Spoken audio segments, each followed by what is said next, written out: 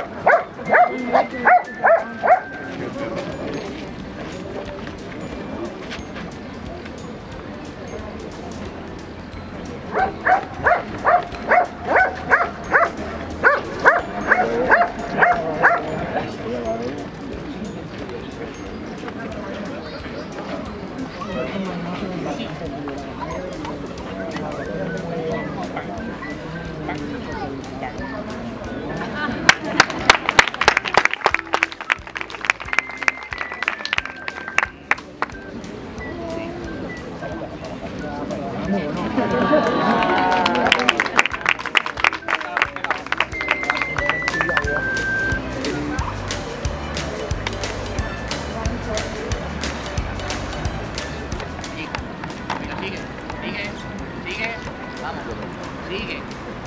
Drop, allí. Sigue. Sigue. Sigue. Abajo. Abajo. Abajo. Muy bien, drop. Mira, adelante. Vamos.